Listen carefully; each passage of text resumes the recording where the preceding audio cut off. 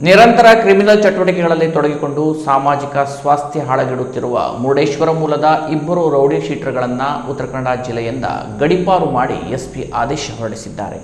ಭಟ್ಕಳ ತಾಲೂಕಿನ ಮುರುಡೇಶ್ವರ ಮಾವಳ್ಳಿ 2 ನಿವಾಸಿ ಶೇಖರ್ ಮಂಜುನಾಥ್ ನಾಯ್ಕ್ 25 ವರ್ಷ ಹಾಗೂ ಕೋಣಾರದ ಕೆರಹಿತ್ಲ ನಿವಾಸಿ ಮಿಥುನ್ ಕುಪ್ಪಯ್ಯ ನಾಯ್ಕ್ 27 ವರ್ಷ ಗಡೀಪಾರಾದ ಆರೋಪಿಗಳಾಗಿದ್ದಾರೆ. ವೃತ್ತಿಯಲ್ಲಿ ಶಿಲ್ಪಿಯಾಗಿರುವ ಶೇಖರ್ ನಾಯ್ಕ್ ಮೇಲೆ ಮುರುಡೇಶ್ವರ ಪೊಲೀಸ್ ಠಾಣೆಯಲ್ಲಿ 2 ಕ್ರಿಮಿನಲ್ ಪ್ರಕರಣಗಳು ದಾಖಲಾಗಿದ್ದರೆ ಮಿಥುನ್ ನಾಯ್ಕ್ ಮೇಲೆ ಬರೋಬ್ಬರಿ 4 ಪ್ರಕರಣಗಳು ದಾಖಲಾಗಿವೆ. ಈ ಇಬ್ಬರು ಆರೋಪಿಗಳು ಪದೇ ಪದೇ ಅಪರಾಧ ಕೃತ್ಯಗಳಲ್ಲಿ ಭಾಗಿಯಾಗುತ್ತಿದ್ದ ಹಿನ್ನೆಲೆಯಲ್ಲಿ ಇವರ ಮೇಲೆ ರೌಡಿ ಶೀಟರ್ ತೆರೆದು ಚಲನವಲನಗಳ ಮೇಲೆ ಪೊಲೀಸರು ತೀವ್ರ ನಿಗಾ ವಹಿಸಿದ್ದರು. ಆದರೂ ಕೂಡ ಇವರು ಸುಧಾರಿಸಿಕೊಳ್ಳದೆ ಮತ್ತೆ ಕ್ರಿಮಿನಲ್ ಚಟುವಟಿಕೆ ಭಾಗವಹಿಸುತ್ತಿರುವುದು ಕಂಡುಬಂದಿತ್ತು. ಇವರ ವರ್ತನೆಯಿಂದ ಸಮಾಜದ ಮೇಲೆ ವ್ಯತಿರಿಕ್ತ ಪರಿಣಾಮ ಬೀರಬಹುದು ಹಾಗೂ ಕಾನೂನು ಸುವ್ಯವಸ್ಥೆಗೆ ಧಕ್ಕೆಯಾಗಬಹುದೆಂಬುದನ್ನು ಮನಗಂಡ ಮುರುಡೇಶ್ವರ ಪೊಲೀಸ್ ಠಾಣೆಯ ಉಪನಿರೀಕ್ಷಕರು ಇವರನ್ನ ಜಿಲ್ಲೆಯಿಂದ ಗಡೀಪಾರು ಮಾಡುವಂತೆ ಎಸ್ಪಿ ಅವರಿಗೆ ವಿಸ್ತೃತ ವರದಿಯನ್ನ ಸಲ್ಲಿಸಿದ್ರು. ಈ ಪ್ರಸ್ತಾವನೆಯನ್ನ ಪುರಸ್ಕರಿಸಿದ ಜಿಲ್ಲಾ ಪೊಲೀಸ್ ವರಿಷ್ಠಾಧಿಕಾರಿಗಳು ವಿಚಾರಣೆ ನಡೆಸಿ ಅಭಿಯೋಜನೆ ಮತ್ತು ಪ್ರತಿವಾದಿಗಳ ವಾದಗಳನ್ನು ಆಲಿಸಿದರು. ಸಾರ್ವಜನಿಕರ ಹಿತದೃಷ್ಟಿಯಿಂದ ಗಡೀಪಾರು ಮಾಡುವುದು ಅತ್ಯವಶ್ಯಕವೆಂದು ಕಂಡುಬಂದ ಹಿನ್ನೆಲೆಯಲ್ಲಿ ಮೇ 20ರಂದು ಕರ್ನಾಟಕ ಪೊಲೀಸ್ ಕಾಯ್ದೆ 1963ರ ಕಲಂ 55A ಮತ್ತು ಬಿ ಅಡಿಯಲ್ಲಿ ಇಬ್ಬರನ್ನ ತಕ್ಷಣದಿಂದ